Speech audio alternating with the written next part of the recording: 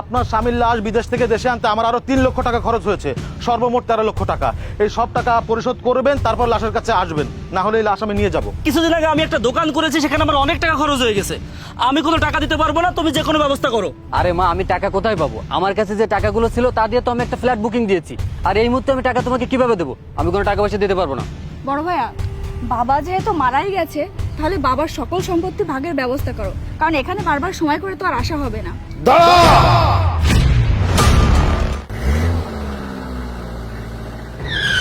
এ আমাদের বাবা এসেছে।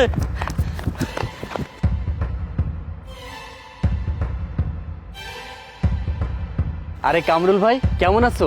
আর বাবা কোথায়?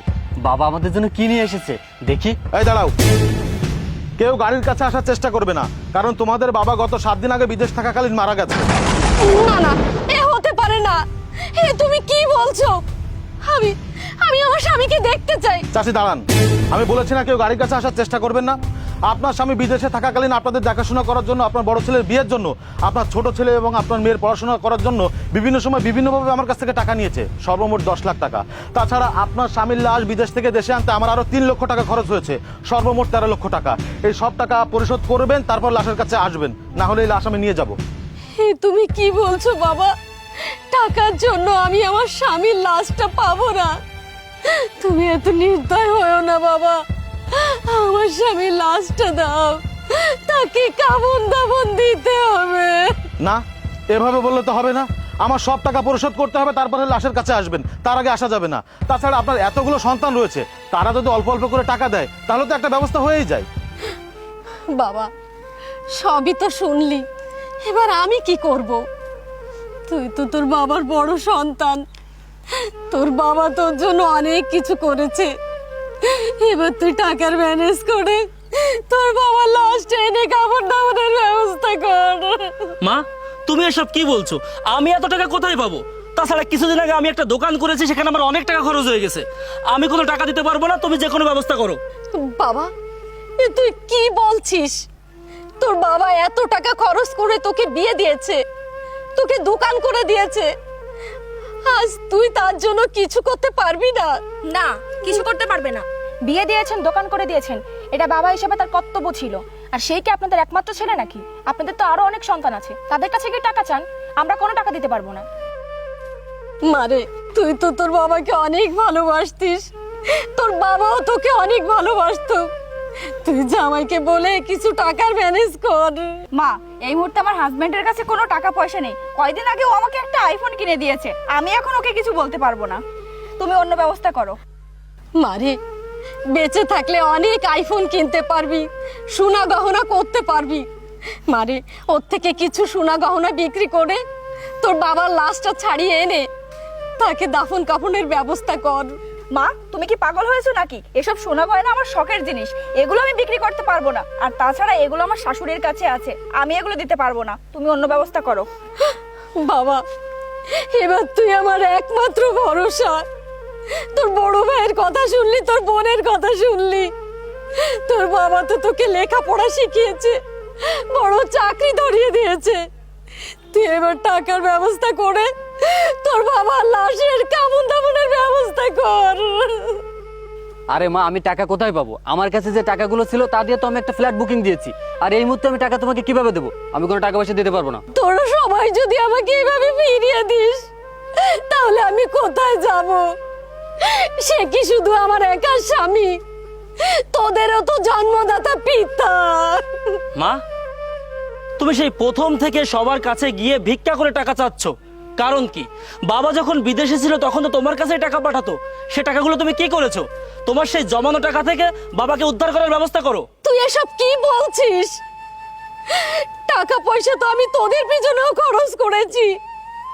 আমার কাছে কি এখন অত আছে সঞ্চয়?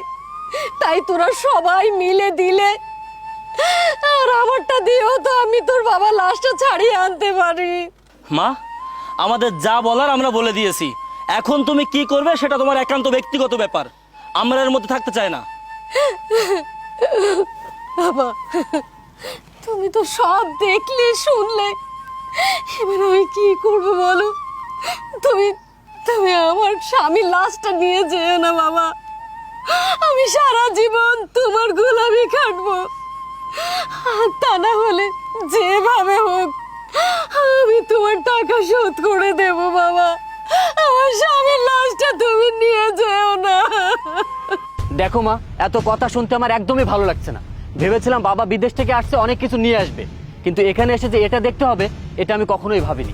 আমি যদি জানতাম যে এখানে আসলে এমন একটা সিচুয়েশন ফেস করব, তাহলে আমি কখনোই শহর থেকে এই গ্রামে আসতাম না।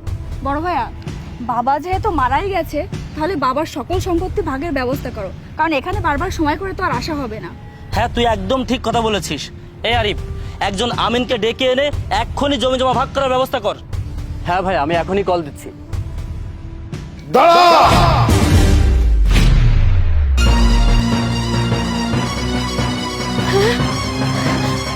ওগো, ওগো, তুমি বেঁচে আছো?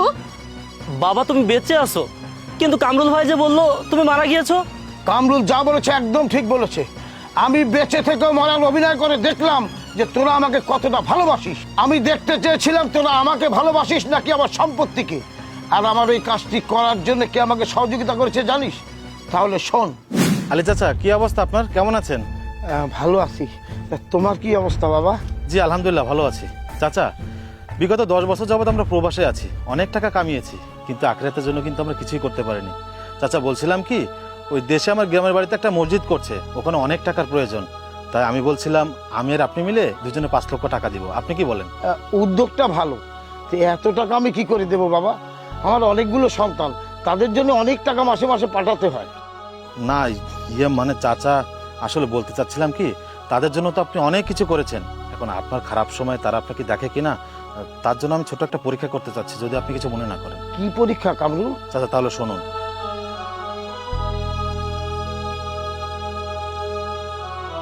ঠিক আছে বাবা, তোরা যে আমাকে কতটা ভালোবাসিস সেটা আমার দেখা হয়ে গেছে। বাবা, আমরা বুঝতে পারিনি, তুমি আমাদেরকে ক্ষমা করে দাও বাবা। চুপ কর, আর একটি কথাও বলবি না।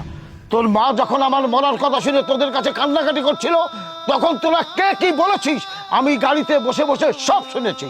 আরে আমি কাদের জন্য বিদেশ থেকে এত কষ্ট করেছি? তোদের জন্যই তো। তোদের লেখাপড়া শিখিয়েছি, মানুষ করেছি, ব্যবসা বাণিজ্যের ব্যবস্থা করে দিয়েছি, যেন বৃদ্ধ বয়সের তোর মা আর আমি একটু ভালো থাকতে পারি। তার প্রতিদান তোরা এই দিলি। আসলে আমি এতদিন একটা ভুলের মধ্যে ছিলাম।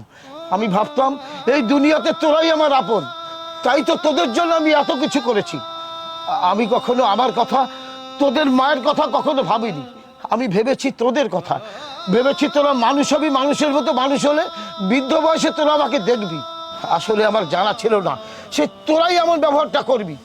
আমি কাদের জন্য করেছি? বিদেশে কঠোর পরিশ্রম করেছি, টাকা উপার্জন করেছি কাদের জন্য? তোদের জন্য।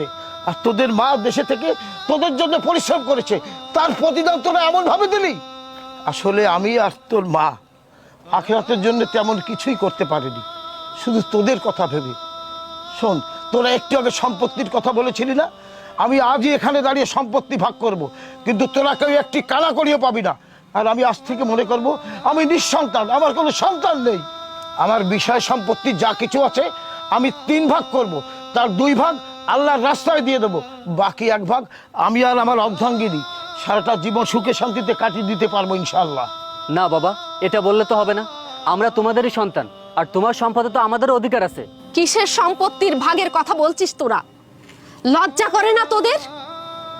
যে সন্তানরা তাদের বাবার মৃত্যুর কথা শুনে সম্পত্তি ভাগের চেষ্টা করে, তারা সন্তান নামের কলঙ্ক। মা, আমাদের ভুল হয়ে গেছে, আমাদের তুমি ক্ষমা করে দাও। হাজার হলেও আমরা তো তোমার সন্তান, প্লিজ মা, আমাদেরকে তুমি ক্ষমা করে দাও। না, বললাম না তোর আমার সন্তান না? যা, এই মুহূর্তে আমার বাড়ি থেকে বেরিয়ে যা, তাই না হলে এর ফল কিন্তু ভালো হবে না।